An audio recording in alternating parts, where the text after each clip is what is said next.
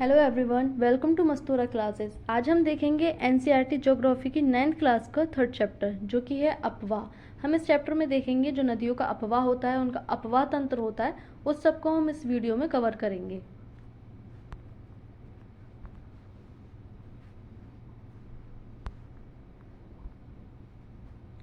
तो आइए शुरू करते हैं वीडियो।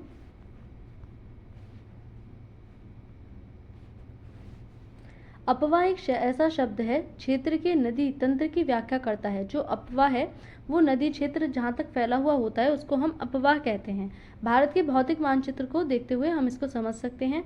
आप पाएंगे कि विभिन्न दिशाओं से छोटी छोटी धाराएं आकर एक साथ मिल जाती हैं। जब एक बड़ी नदी बहती है तो इसमें छोटी छोटी नदियां आकर के मिलती हैं जिनको हम सहायक नदियां कहते हैं तथा एक मुख्य नदी का निर्माण करती हैं। अनंतः इनका निकास किसी बड़ा जलाशय जैसे झील या समुद्र या महासागर में होता है। एक नदी तंत्र द्वारा जिस क्षेत्र का जल प्रवाहित होता है उसे एक अपवाह द्रोणी कहते हैं। यानी कि अब इसमें जो छोटी छोटी नदियां आकर के मिली हैं, ये पूरी बड़ी नदी मिली, अब ये जाकर के बड़े समुद्र में मिलेगी तो हम इसको अपवाह द्रोणी कहते हैं, जिसको हम देखते हैं। तो यहाँ पर हमें दिखाई गई हैं जल विभाजक क्या होता है। जो दो नदी धाराएं होती हैं वो आपस में बट जाती हैं, यानी अलग अलग हो जाती हैं। उनके बीच में हम कहेंगे एक मिट्टी या कुछ दीवार टाइप का कुछ आ जाए तो हम उसको जल विभाजक, विभाजक के मतलब बांटना, तो इसको जल विभाजक हम कहते हैं। तो ऊंचा क्षेत्र जैसे पर्वत या उच्च भूमि दो पड़ोसी अपवाह द्रोणियों को एक दूसरे से अलग करती हैं। जैसे कि इसमें चित्र में दिखाया गया जल विभाजक, इस प्रकार की उच्च भूमि को जल विभाजक कहते हैं, जो कि हमें मानचित्र या जो चित्र है हमारा उसको 3.1 में दिखाया गया है। विश्व की सबसे बड़ी अपवाह द्रोणी अमेजन नदी की है, जो हमें दिखाई देती है क्योंकि वो बहाव की दृष्टि से सबसे ज़्यादा पानी लेकर के चलती है। सबसे लंबी नदी जो है वो नील नदी देखी जाती है विश्व की, लेकिन जो सबसे चौड़ी है सबकी बहाव की जो बहाव लेकर के चलती है अपने साथ, वो हमें अमेजन नदी दिखाई देती है। भारत की अपवाह द्रोण की बात करें तो वो ब्रह्मपुत्र नदी दिखाई देती है। ब्रह्मपुत्र नदी पर ये बनती है अपवाह द्रोणी, जो हमारे भारत में बनती है। जो सबसे लंबी नदी हमारे भारत में दिखाई देती है वो गंगा दिखाई देती है, लेकिन जो सबसे ज़्यादा पानी का बहाव लेकर के चलती है वो हमें ब्रह्मपुत्र दिखाई देती है। तो यहाँ पर भारत में अपवाह तंत्र को अगर हम देखें तो भारत के अपवाह तंत्र का नियंत्रण मुख्यतः भौगोलिक आकृतियों के द्वारा होता है। जैसे कि हम जानते हैं, हमने पिछले चैप्टर में देखा था भारत में किस प्रकार की भौगोलिक आकृतियाँ बनी हुई हैं, जिसमें हमने पर्वत देखे, पठार देखे, उनकी श्रेणियाँ देखी और हमने मैदान देखे। तो वो सारे जो हैं भौगोलिक आकृतियाँ हैं। इस आधार पर भारतीय नदियों को दो मुख्य वर्गों में विभाजित किया गया है। हम भारत की नदियों को दो मुख्य भागों में बांट करके पढ़ते हैं। एक होती हैं हिमालय की नदियाँ और एक होती हैं प्रायद्वीपीय नदियाँ। हिमालय की नदियाँ वो नदियाँ होती हैं जो हिमालय से निकलती हैं, जो हमने हिमालय पर्वत वाला क्षेत्र पढ़ा था पिछले चैप्टर में। वहाँ से जो उनके ऊपर बर्फ वगैरह होता है उसके पिघलने से उन नदियों का उद्गम होता है। प्रायद्वीपीय नदियाँ जो हमने पठार वाला क्षेत्र था वहाँ से इनका उद्गम होते हुए देखा था। ये क्या होती हैं, ये साल में वर्षा के दौरान ही इनमें पानी रहता है, बाकी टाइम पे गर्मियों में मतलब ये सूख जाती हैं। जबकि हिमालय की नदियाँ 12 मासी होती हैं, ये 12 महीने इनमें पानी रहता है क्योंकि जो ग्लेशियर होते हैं वो पिघल करके इनमें पानी की आपूर्ति करता रहता है।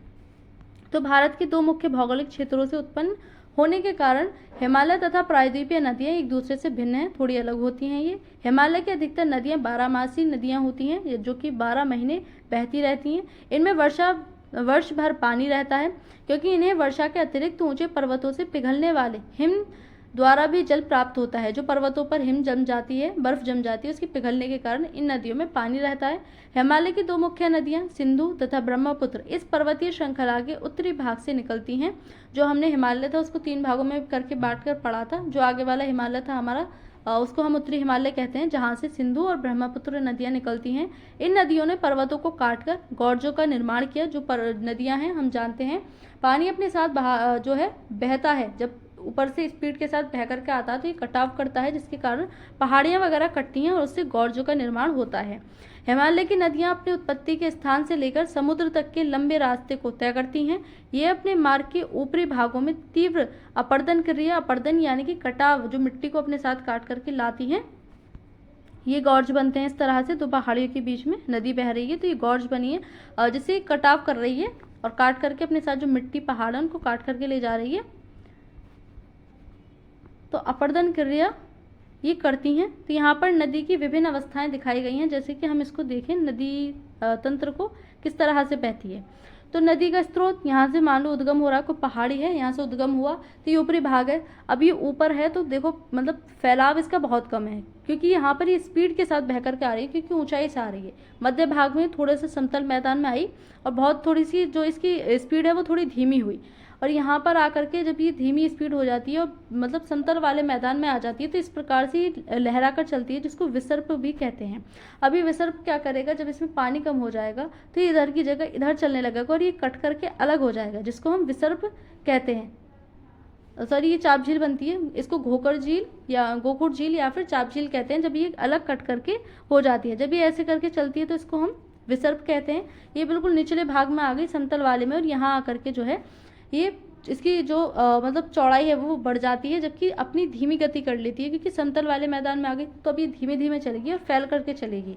और जब ये समुद्र में मिलने जाती है तो इसकी जो कई मतलब जो नदी होती है वो छोटी छोटी शाखाओं में बढ़ जाती है इस प्रकार से, जिससे हम डेल्टा कहते हैं, और ये डेल्टा का निर्माण करती है।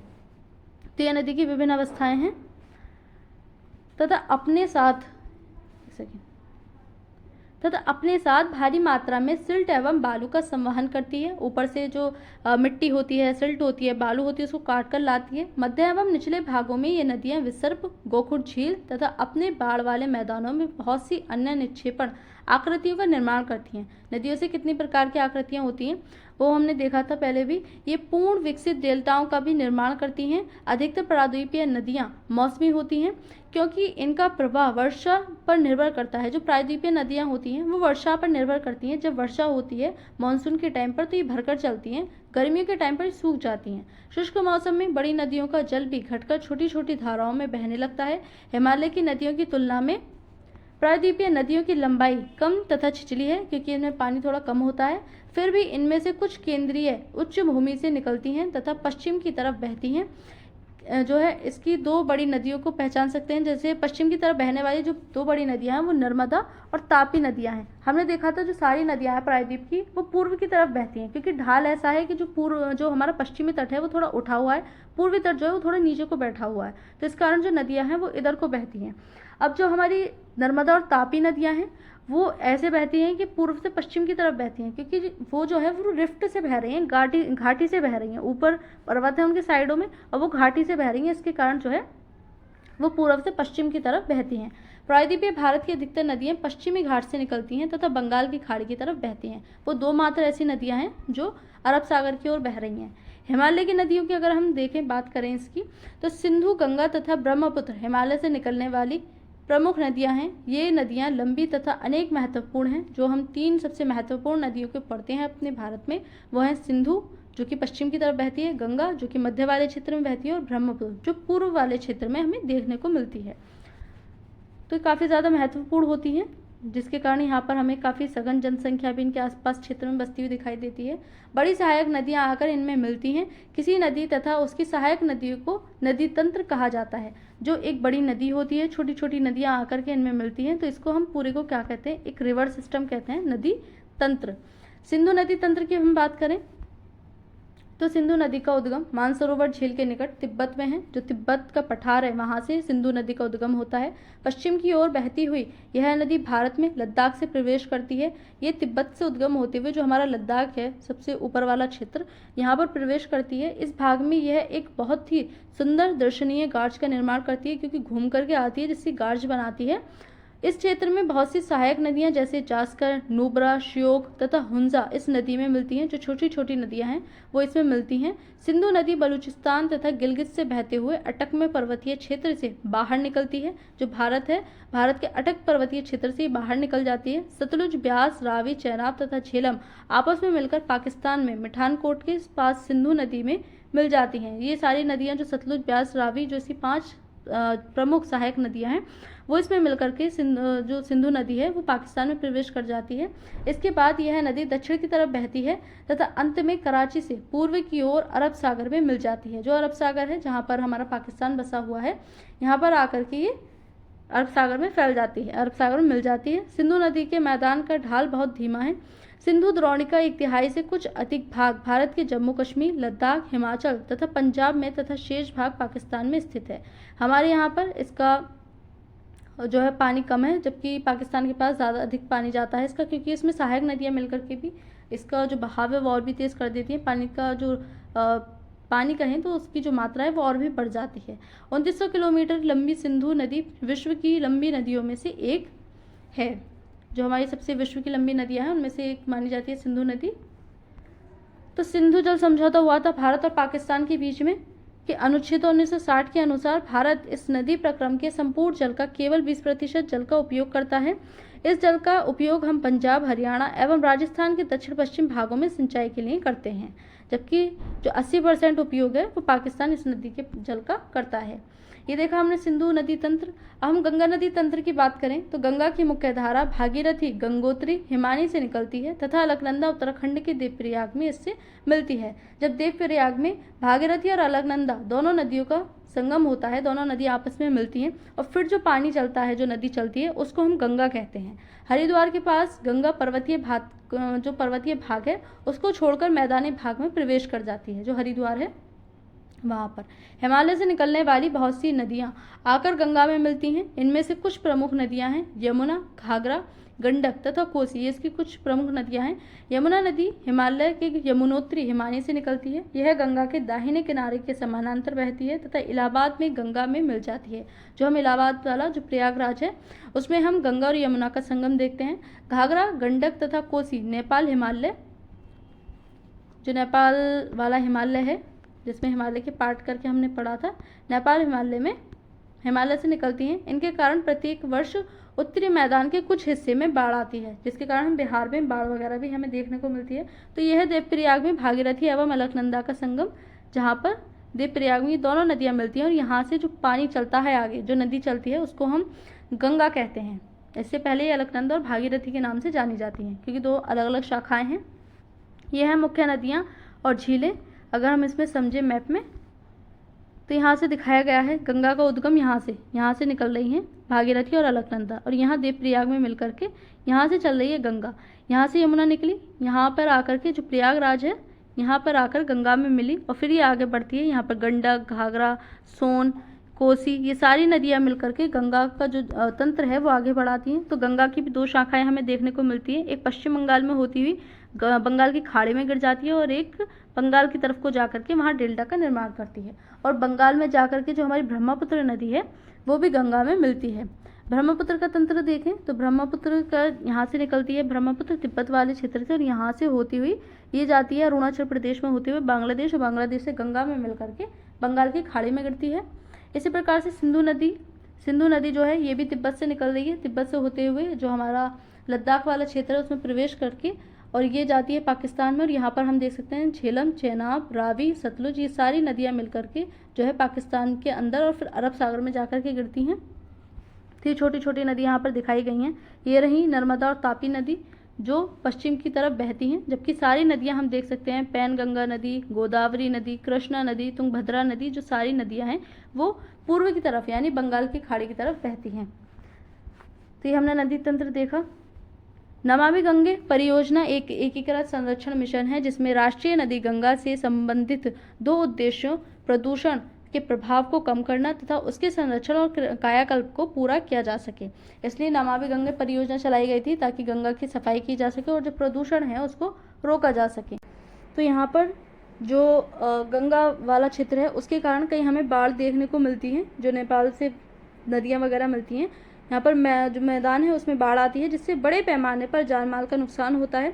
लेकिन ये वे नदियाँ हैं जो मिट्टी को उपजाऊपन प्रदान कर कृषि योग्य भूमि प्रदान करती हैं। जो मैदानी क्षेत्र है यहाँ पर कृषि के लिए भूमि तैयार करती हैं। प्रायद्वीपीय उच्च भूमि से आने वाली मुख्य सहायक नदियाँ चंबल, बेतवा तथा सोन हैं।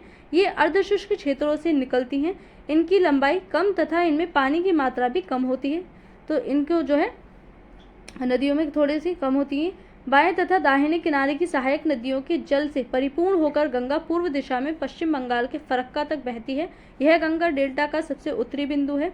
यहाँ नदी दो भागों में बढ़ जाती है। भागीरथी हुगली जो कि इसकी एक वितरिका है दक्षिण की तरफ बहती है तथा डेल्टा के मैदान से होते हुए बंगाल की खाड़ी में मिल जाती है। ये बंगाल की खाड़ी में गिरती है। मुख्य धारा दक्षिण की ओर बहती हुई बांग्लादेश में प्रवेश करती है एवं ब्रह्मपुत्र नदी इससे आकर मिल जाती है। अंतिम चरण में गंगा और ब्रह्मपुत्र समुद्र में विलीन होने से पहले मेघना के नाम से जानी जाती हैं। जहां हम बांग्लादेश में गंगा और ब्रह्मपुत्र नदी का मिलन देखते हैं, तो ये जो है मेघना नदी के नाम से वहां पर जानी जाती हैं। गंगा एवं ब्रह्मपुत्र के जल वाली यह वृहद नदी बंगाल की खाड़ी में मिल जाती है। इन नदियों के द्वारा बनाए गए डेल्टा को सुंदरवन डेल्टा के नाम से जाना जाता है। जो सुंदरवन डेल्टा बनाया जाता है, जो सबसे बड़ा डेल्टा माना जाता है, सुंदरवन डेल्टा का नाम यहाँ पाए जाने वाले सुंदरी पादप से लिया गया है। वहाँ सुंदर वन भी कहे मिलते हैं हमें। सुंदरवन डेल्टा विश्व का सबसे बड़ा एवं तेजी से वृद्धि करने वाला डेल्टा है। यहाँ रॉयल बंगाल टाइगर भी पाए जाते हैं, क्योंकि यहाँ पर विविधता बहुत ज़्यादा है, वन बहुत ज़्यादा है, नदी तंत्र इतना बड़ा है, तो यहाँ पर हमें जो बंगाल टाइगर हैं वो दिखाई देते हैं। गंगा की लंबाई 2500 किलोमीटर से अधिक है, जिसको हम चित्र में देख सकते हैं। तो अंबाला नगर सिंधु तथा गंगा नदी तंत्रों के बीच जल विभाजक पर स्थित है। अंबाला से सुंदरवन तक मैदान की लंबाई लगभग 1800 किलोमीटर है, परंतु इसके ढाल में गिरावट मुश्किल से 300 मीटर है। दूसरे शब्दों में प्रति 6 किलोमीटर की दूरी पर ढाल में गिरावट केवल 1 मीटर ही है। इसलिए नदियों में अनेक बड़े बड़े विसर्प इसमें बन जाते हैं। विसर्प कब बनेंगे? जब ये मैदान वाले भाग में चलेगी, क्योंकि मैदान वाले भाग में चलेगी तो ये फैल कर चलेगी। अब फैल कर चलेगी तो ये क्या है कि घूम घूम कर ऐसे चलेगी। इसके कारण जो है अधिक विसर्प हमें इस क्षेत्र में देखने को मिलते हैं। अब हमने गंगा वाला तंत्र देखा। ब्रह्मपुत्र नदी का तंत्र हम देखते हैं, जो कि तिब्बत से ही उद्गम होता है। इसका भी ब्रह्मपुत्र नदी तिब्बत की मानसरोवर झील के पूर्व तथा सिंधु एवं सतलुज के स्रोतों के काफी नजदीक से निकलती है। इसकी लंबाई सिंधु से कुछ अधिक है, सिंधु से लंबाई अधिक है इसकी थोड़ी सी, परंतु इसका अधिकतर मार्ग भारत से बाहर स्थित है, जो कि हमारा तिब्बत में पड़ता है, और दूसरा जो बांग्लादेश है उसमें पड़ता है। भारत में ये कमी दिखाई देती है, अरुणाचल प्रदेश वाले क्षेत्र में ये दिखाई देती है। हिमालय के समानांतर पूर्व की ओर बहती है। नामचा बारवा शिखर, जो कि 7757 मीटर के आसपास पहुंचकर यह अंग्रेजी की यू अक्षर जैसा मोड़ बनाकर भारत के अरुणाचल प्रदेश गॉर्ज के माध्यम से भारत में प्रवेश करती है। जैसे कि इस चित्र में दिखाया गया है, यहाँ पर ये इस तरह से यू जैसे घूमती है, यहाँ से यूं आई और यूं घूमेगी, यहाँ से ये इस तरह से निकल गई, तो यू वाला शेप बन रहा है ना यहाँ से। तो ये बांग्लादेश में जो हमारा भारत है, ब्रह्मपुत्र इस तरह से प्रवेश करती है भारत में, यू अक्षर जैसा मोड़ बनाकर। यहाँ इसे दिहांग के नाम से जाना जाता है तथा दिबांग, लोहित, कैनोला एवं दूसरी सहायक नदियां इससे मिलकर असम में ब्रह्मपुत्र का निर्माण करती हैं। जो हमारा तिब्बत वाला क्षेत्र है, इसमें इसको सांगपो, ब्रह्मपुत्र को सांगपो एवं बांग्लादेश में जमुना कहा जाता है। भारत में इसको ब्रह्मपुत्र कहते हैं, तिब्बत में सिर्फ इसको सांगपो कहते हैं। एक ही नदी के इतने सारे नाम हैं, और बांग्लादेश में इसको जमुना कहा जाता है। तो ये एक ही नदी को कहते हैं, ब्रह्मपुत्र को। तिब्बत एक शीत एवं शुष्क क्षेत्र है, अतः यहाँ इस नदी में जल एवं सिल्ट की मात्रा बहुत कम होती है। भारत में यह उच्च वर्षा वाले क्षेत्र से होकर गुजरती है, जो कि असम पड़ता है। असम वाला क्षेत्र है, अरुणाचल वाला प्रदेश है, तो वहाँ पर हमें वर्षा ज़्यादा देखने को मिलती है। यहाँ नदी में जल एवं सिल्ट की मात्रा बढ़ जाती है। असम में ब्रह्मपुत्र अनेक धाराओं में बहकर एक गुम्फित नदी के रूप में बहती है तथा बहुत से नदियाँ द्वीपों का निर्माण करती है। जो नदी द्वीप है वो इनका निर्माण करती है ब्रह्मपुत्र, जिसमें हमने पिछले चैप्टर में भी देखा था। इसमें एक द्वीप है जिसमें जो हमारे मानव हैं वो रहते हैं। प्रत्येक वर्ष वर्षा ऋतु में यह नदी अपने किनारों से ऊपर बहने लगती है, क्योंकि जो वर्षा है उसके कारण पानी बढ़ जाता है, तो अपने किनारों से ऊपर आ जाती है, जिसके कारण बाढ़ वाली स्थिति हमें यहाँ पर देखने को मिलती है। एवं बाढ़ के द्वारा असम तथा बांग्लादेश में बहुत अधिक क्षति पहुँचाती है। उत्तर भारत की अन्य नदियों के विपरीत ब्रह्मपुत्र नदी में सिल्ट निक्षेप की मात्रा बहुत अधिक होती है। इसके कारण नदी की सतह बढ़ जाती है और यह बार बार अपनी धारा के मार्ग में परिवर्तन करती रहती है, यानी कि एक ही धारा में नहीं चलती है बल्कि बदलती हुई चलती है, क्योंकि इसमें जो सिल्ट है उसकी मात्रा बढ़ जाती है और जो पानी है उसके किनारों से ऊपर आ जाता है। अब हमने देखी जो हिमालय की नदियां हैं, सिंधु, गंगा और ब्रह्मपुत्र। अब हम देखते हैं जो प्रायद्वीपीय नदियां हैं, प्रायद्वीपीय पठार से निकलने वाली। तो प्रायद्वीपीय भारत में मुख्य जल विभाजक का निर्माण पश्चिमी घाट द्वारा होता है, जो पश्चिम तट के निकट उत्तर से दक्षिण की ओर स्थित है। प्रायद्वीपीय भाग की अधिकतर मुख्य नदियां जैसे महानदी, गोदावरी, कृष्णा तथा कावेरी पूर्व की ओर बहती हैं तथा बंगाल की खाड़ी में गिरती हैं। ये सारी नदियां पूर्व की ओर यानी कि बंगाल की जो खाड़ी पड़ती है वहां पर जाकर के गिरती हैं। ये नदियां अपने मुहाने पर डेल्टा का निर्माण करती हैं, क्योंकि इधर से बहा करके ले जाती हैं मिट्टी वगैरह, शेप वगैरह, और जब बंगाल की खाड़ी में गिरती हैं तो यहाँ पर डेल्टा का निर्माण करती हैं, श्रेणी में अलग अलग बढ़ जाती हैं। पश्चिमी घाट से पश्चिम में बहने वाली अनेक छोटी धाराएं हैं। नर्मदा एवं तापी दो ही बड़ी नदियां हैं जो कि पश्चिम की तरफ बहती हैं। ये दो नदियां हमें ऐसी दिखाई देती हैं जो पूर्व से पश्चिम की ओर बहती हैं और जो ज्वारंधमुख का निर्माण करती हैं। प्रायद्वीपीय नदियों की अपवाह द्रोणियां आकार में अपेक्षाकृत इनसे छोटी हैं। नर्मदा द्रोणी को अगर हम देखें तो नर्मदा का उद्गम मध्य प्रदेश में अमरकंटक पहाड़ी के निकट है। यह पश्चिम की ओर एक भ्रंश घाटी में बहती है, इसलिए पश्चिम की ओर बह जाती है। पर्वत पर तो ऊपर चढ़कर नहीं जा सकती है, नीचे ही तो जाएगी, पानी है तो इसलिए घाटी से बहती है। समुद्र तक पहुंचने के क्रम में यह नदी बहुत से दर्शनीय स्थलों का निर्माण करती है। जबलपुर के निकट संगमरमर के शैलों में यह नदी गहरे गौर्ज से बहती है तथा जहाँ यह नदी तीव्र ढाल से गिरती है वहाँ धुआंधार प्रपात का निर्माण करती है। जो हम धुआंधार जलप्रपात का देखते हैं वो इसका निर्माण करती है। जलप्रपात क्या होते हैं? जब पहाड़ के ऊपर से पानी नीचे गिरता है इस प्रकार से, तो हम उनको क्या है, उनको जलप्रपात कहते हैं। नर्मदा की सभी सहायक नदियां बहुत छोटी हैं। इनमें अधिकतर समकोण पर मुख्य धारा से मिलती हैं। नर्मदा द्रोणी मध्य प्रदेश तथा गुजरात के कुछ भागों में विस्तृत हैं।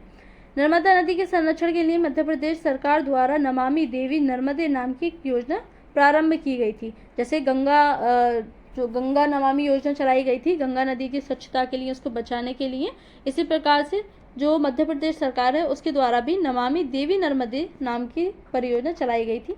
अब हम तापी द्रोणी की बात करें जो कि पूर्व से पश्चिम की ओर ये भी नर्मदा की तरह बहती है। तापी का उद्गम मध्य प्रदेश के बैतूल जिले में सतपुड़ा की श्रृंखलाओं में है। यह भी नर्मदा के समानांतर एक भ्रंश घाटी में बहती है। ये भी घाटी में बहने वाली नदी है, लेकिन इसकी लंबाई बहुत कम है, नर्मदा की तुलना में छोटी है। इसकी द्रोणी मध्य प्रदेश, गुजरात तथा महाराष्ट्र राज्य में है। अरब सागर तथा पश्चिमी घाट के बीच का तटीय मैदान बहुत अधिक संकीर्ण है, इसलिए तटीय नदियों की लंबाई बहुत कम है। पश्चिम की ओर बहने वाली मुख्य नदियां साबरमती, माही, भारत पूजा तथा पेरियार हैं। उन राज्यों के नाम जो है हम नदियों में देख सकते हैं कौन कौन से राज्यों से बह रही हैं। तो गोदावरी जो द्रोणी है, हम गोदावरी द्रोणी की बात करें तो गोदावरी सबसे बड़ी प्रायद्वीपीय नदी है। जो प्रायद्वीपीय नदियों में मानी जाती है वो गोदावरी नदी है। यह महाराष्ट्र के नासिक जिले में पश्चिम घाट की ढालों से निकलती है। इसकी लंबाई लगभग 1500 किलोमीटर है। यह बहकर बंगाल की खाड़ी में गिरती है। प्रायद्वीपीय नदियों में इसका अपवाह तंत्र सबसे बड़ा है। इसकी द्रोणी महाराष्ट्र नदी द्रोणी का 50% भाग है। मध्य प्रदेश, ओडिशा तथा आंध्र प्रदेश में स्थित है। गोदावरी में अनेक सहायक नदियां मिलती हैं जैसे पूर्णा, वर्धा, प्राणहिता, मांजरा, वैनगंगा तथा पैनगंगा, ये इसकी सहायक नदियां हैं। इनमें से अंतिम तीनों सहायक नदियां बहुत बड़ी हैं। बड़े आकार और विस्तार के कारण इसे दक्षिण गंगा के नाम से भी जाना जाता है। तो इसको दक्षिण गंगा के नाम से जानते हैं। जैसे कि उत्तर की तरफ हमें गंगा नदी दिखाई देती है सबसे बड़ी, उसी तरह से दक्षिण वाला जो भाग है उसमें हमें गोदावरी नदी सबसे बड़ी दिखाई देती है, जिसके कारण इसको दक्षिण गंगा कहते हैं। महानदी द्रोणी को देखें तो महानदी का उद्गम छत्तीसगढ़ की उच्च भूमि से है तथा यह ओडिशा से बहते हुए बंगाल की खाड़ी में मिलती है। इस नदी की लंबाई 860 किलोमीटर की है। इसकी अपवाह द्रोणी महाराष्ट्र, छत्तीसगढ़, झारखंड तथा ओडिशा में है। तो कृष्णा द्रोणी महाराष्ट्र के पश्चिमी घाट में महाबलेश्वर के निकट एक स्रोत से निकलकर कृष्णा लगभग 1400 किलोमीटर बहकर बंगाल की खाड़ी में गिरती है। तुंगभद्रा, कोयना, घाटप्रभा, मूसी तथा भीमा इसकी कुछ सहायक नदियां हैं। इसकी द्रोणी महाराष्ट्र, कर्नाटक तथा आंध्र प्रदेश में फैली है। कावेरी द्रोणी कावेरी पश्चिमी घाट के ब्रह्मगिरी श्रृंखला से निकलती है ये तथा तमिलनाडु में कुटलूर के दक्षिण में बंगाल की खाड़ी में मिल जाती है। इसकी लंबाई 760 किलोमीटर की है। इसकी प्रमुख सहायक नदियां हैं अमरावती, भवानी, हेमावती तथा काबिनी। इसकी द्रोणी तमिलनाडु, केरल तथा कर्नाटक में विस्तृत है जो है इसमें सहायक नदियां मिलती हैं। भारत में दूसरा सबसे बड़ा जलप्रपात कावेरी नदी बनाती है। जो जलप्रपात हमने देखा था वाटरफॉल्स, इसे विश्व सुंदरम के नाम से जाना जाता है। प्रपात द्वारा उत्पादित विद्युत मैसूर, बंगलौर तथा कोलार स्वर्ण क्षेत्र को प्रदान की जाती है। तो यहाँ पर इन बड़ी नदियों के अतिरिक्त कुछ छोटी नदियां हैं जो पूर्व की तरफ बहती हैं। दामोदर, ब्राह्मणी, वैतरणी तथा सुवर्ण रेखा कुछ महत्वपूर्ण उदाहरण हैं इनमें। जिसको हम मैप वगैरह में देख सकते हैं। पृथ्वी के धरातल का लगभग 71% भाग जल से ढका है, लेकिन इसका 97% जल लवणीय है, जो कि पीने योग्य नहीं है, खारा जल है। केवल 3% ही स्वच्छ जल के रूप में उपलब्ध है, जिसका 3/4 भाग हिमानी के रूप में जमा है, और केवल 1% जल जो है वो पीने योग्य हमें मिलता है। तो ज़रूरी है पानी की स्वच्छता। झीलें, कश्मीर घाटी तथा प्रसिद्ध डल झीलें, नव्वाले घरों तथा शिकारा से तो आप परिचित ही होंगे, जो हम जम्मू कश्मीर में नाव देखते हैं छोटी छोटी, जिनको हम शिकारा कहते हैं। जम्मू कश्मीर में वो हमें दिखाई देती हैं, जो प्रत्येक वर्ष हजारों पर्यटकों को आकर्षित करती हैं। जब भी पर्यटक जाते हैं तो शिकारा में ज़रूर बैठते हैं। इसी प्रकार अन्य झील वाले स्थानों पर भी गए होंगे, तथा वहाँ जो नौकायन तैराकी वाले हैं वो हम देखते हैं, कई बार झूला झुलाने वाले होते हैं, वो उनमें एक आध चक्कर लगवाते हैं, तो वो हम इसमें देख सकते हैं। कल्पना कीजिए कि अगर कश्मीर, नैनीताल एवं दूसरे पर्यटन स्थलों पर झीलें नहीं होती तब क्या होता। उतना आकर्षित नहीं लगता ना, क्योंकि झीलों की वजह से वो ज़्यादा सुंदर दिखाई देते हैं। जो हम जानने की कोशिश करें कि इन पर्यटकों को आकर्षित करने के लिए किसी स्थान पर झीलों का क्या महत्व है, तो पर्यटकों के आकर्षण के अतिरिक्त मानव के लिए अन्य कारणों से भी झीलों का महत्व है। न केवल जो टूरिस्ट हैं, टूरिस्ट के लिए भी झीलों का होना ज़रूरी है, वहाँ की सुंदरता के लिए ज़रूरी है, बल्कि बहुत सारे महत्व हैं झीलों के होने की। पृथ्वी की सतह के गर्त वाले भागों में जहाँ जल जमा हो जाता है उसे जल कहते हैं, यानी कि कहीं गड्ढा हो, वहाँ वर्षा वगैरह हो, जल इकट्ठा हो जाए तो हम उसको झील कहते हैं। बड़े आकार वाली झीलों को समुद्र कहा जाता है, जैसे कैस्पियन, मृत और अरल सागर हम देखते हैं, जो बहुत बड़े आकार की झीलें होती हैं उनको सागर कहते हैं। भारत में भी बहुत सी झीलें हैं, ये एक दूसरे से आकार तथा अन्य लक्षणों में भिन्न हैं। अधिकतर झीलें स्थायी होती हैं तथा कुछ में केवल वर्षा ऋतु में ही पानी होता है, जो गर्मी के मौसम में, शुष्क मौसम में सूख जाती हैं। वर्षा होने पर मानसून के टाइम पर इनमें पानी आता है। जैसे अंतर्देशीय प्रवाह वाले अर्धशुष्क क्षेत्रों की द्रोणी वाली झीलें, यहाँ कुछ ऐसी झीलें हैं जिनका निर्माण हिमानियों एवं बर्फ चादर की क्रिया के फलस्वरूप हुआ है, जबकि कुछ अन्य झीलों का निर्माण वायु, नदियों एवं मानवीय क्रियाकलापों के कारण हुआ है। जो कृत्रिम झील हम दिखाई देते हैं, कई बार कृत्रिम झीलों का निर्माण कराया जाता है। एक विसर्प नदी बाढ़ वाले क्षेत्रों में कटकर गोखुर झील का निर्माण करती है। स्पिट तथा बाररोधिका तटीय क्षेत्रों में लैगून का निर्माण करते हैं। जो गोखुर झील थी, हमने देखा था, जब नदी इस प्रकार से घूमती है तो कई बार ये इसमें पानी कम हो जाता है, फिर ये अपना मार्ग बदल देती है और ये कट जाती है, जिससे गोखुर झील का निर्माण होता है। चिल्का झील, पोलिकुट झील तथा कोलेरू झील इसके उदाहरण हैं। अंतर्देशीय भागों वाली झीलें कभी कभी मौसमी होती हैं। उदाहरण के लिए राजस्थान की सांबर झील, जो एक लवण जल झील वाली जो है झील है, इसके जल का उपयोग नमक के निर्माण के लिए किया जाता है। जो झीलें हैं उसमें मतलब क्यारी वगैरह बना देते हैं, और उसमें क्या करेंगे, इस तरह से क्यारी बना देंगे छोटी छोटी सी एक ही उसमें, और यहाँ पर क्या करेंगे, जब बहुत गर्मी पड़ती है तो पानी ऊपर उड़ करके चला जाता है, उसका जलवाष्प निकल जाता है और नीचे जो है हमें वाइट वाइट दिखता है, जिसको हम नमक कहते हैं, और फिर नमक जो है यहाँ से निकाला जाता है। लोकताक झील हम यहाँ पर देख सकते हैं। तो मीठे पानी की अधिकांश झीलें हिमालय क्षेत्र में हैं। ये मुख्यतः हिमानी द्वारा बनी हैं। दूसरे शब्दों में ये तब बनी जब हिमानियों ने या कोई द्रोणी गहरी बनाई, जो बाद में हिम पिघलने से भर गई, या किसी क्षेत्र में शिलाओं अथवा मिट्टी के हिमानी मार्ग बंद गए। इसके विपरीत जम्मू तथा कश्मीर की वुलर झील भूगर्भीय क्रियाओं से बनी है। यह भारत की सबसे बड़ी मीठे पानी वाली प्राकृतिक झील है। डल झील, भीमताल, नैनीताल, लोकताल तथा बड़ा पानी कुछ अन्य महत्वपूर्ण मीठे पानी की ये झीलें हमें दिखाई देती हैं। वुलर झील सबसे मीठी पानी की झील मानी जाती है भारत में।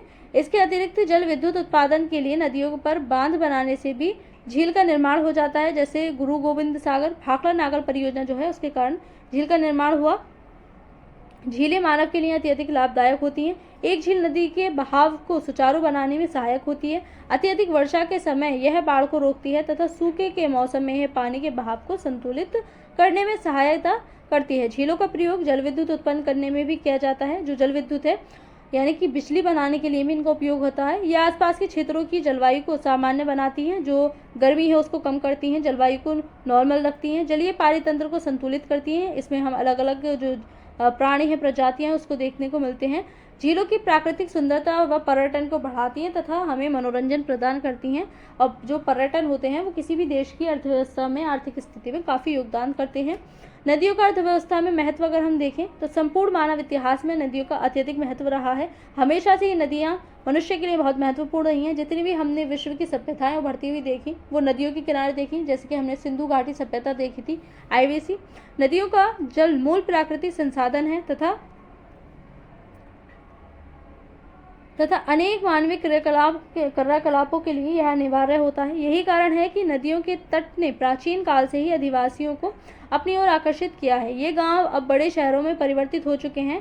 अपने राज्य के उन शहरों की एक सूची हम तैयार कर सकते हैं, किंतु भारत जैसे देश के लिए जहाँ की अधिकांश जनसंख्या जीविका के लिए कृषि पर निर्भर है, वहाँ सिंचाई, नौसंचालन, जलविद्युत निर्माण में नदियों का महत्व बहुत अधिक हमें देखने को मिलता है। तो यहाँ पर जो है राष्ट्रीय नदी संरक्षण योजना NRCP, अगर हम इसका कार्यक्रम देखें तो देश में नदी सफाई कार्यक्रम का शुभारंभ 1985 में गंगा एक्शन प्लान GAP के साथ आरंभ हुआ था। वर्ष 1995 में राष्ट्रीय नदी संरक्षण योजना NRCP के तहत अन्य नदियों को जोड़ने के लिए गंगा कार्य योजना का विस्तार किया गया। नदियां देश में जल का प्रमुख स्रोत हैं। NRCP का उद्देश्य नदियों के जल में प्रदूषण को कम करके जल की गुणवत्ता में सुधार करना था और जल की आपूर्ति को जो है वो पूरी करना था। जो नदियों में कूड़ा कचरा होता है उसकी सफाई वगैरह करना। नदी प्रदूषण क्या है? तो नदी जल की घरेलू, औद्योगिक तथा कृषि में बढ़ती मांग के कारण इसकी गुणवत्ता प्रभावित हुई है। इसके परिणाम स्वरूप नदी से अधिक जल की निकासी होती है तथा इनका आयतन घटता जाता है। जो नदियां हैं उनसे अधिकतर पानी लिया जाता है। दूसरी ओर उद्योगों का प्रदूषण तथा अपरिष्कृत कचरे नदी में मिलते हैं। जो कोई भी कचरा है वो उठा करके नदी में फेंक देते हैं। ऐसे ही जो औद्योगिक इंडस्ट्री हैं बड़ी बड़ी, वो अपना गंदा पानी नदियों में छोड़ देते हैं। ऐसे ही जो पूरी नदी प्रदूषित हो जाती है। यह केवल जल की गुणवत्ता को ही नहीं बल्कि नदी के स्वच्छीकरण की क्षमता को भी प्रभावित करता है। उदाहरण के लिए नदी जो है दिए गए समुचित जल प्रवाह में गंगा का जल लगभग 20 किलोमीटर क्षेत्र में फैले बड़े शहरों की गंगा को तनु करके समाहित कर सकता है, लेकिन लगातार बढ़ते हुए औद्योगिकरण में शहरीकरण के कारण ऐसा संभव नहीं हो पाता तथा अनेक नदियों में प्रदूषण का स्तर बढ़ता जा रहा है। नदियों में बढ़ते प्रदूषण के कारण इनको स्वच्छ बनाने के लिए अनेक कार्यक्रम जो है सरकार चलाती रहती है। हम देख रहे हैं नदियों में इतना सारा प्रदूषण हो चुका है। जो प्लास्टिक है वो इतनी ज़्यादा हमें देखने को मिलती है। उसका जो जैविक तंत्र है, नदियों का पारितंत्र, वो पूरी तरह से ख़त्म होता जा रहा है। क्योंकि जो हम प्लास्टिक के चीज़ें डालते हैं नदियों में, वो छोटे छोटे जो माइक्रो प्लास्टिक है उसमें टूट जाती है और वो उन जीवों के जो है उसके पेट में वो जाती है, जिसके कारण उनको बीमारी वगैरह होने के कारण उनकी मृत्यु हो जाती है। तो जो नदी पारितंत्र है वो काफ़ी ज़्यादा नुकसान में जा रहा है। मनुष्य भी जो पानी का उसको इस्तेमाल करते हैं उनके अंदर भी हमें माइक्रो प्लास्टिक जाती हुई दिखाई देती है। फिर क्या होता है? कैंसर जैसी बीमारियां और मनुष्य के लिए भी खतरा है। योजनाएं लागू की गई हैं, इसके लिए जो सरकार है इनको रोकने के लिए अलग अलग योजनाएं चला रही है। तो ऐसी हमने गंगा जल वाली योजना को देखा था। नर्मदे जो मध्य प्रदेश की सरकार चलाई उसको हमने देखा।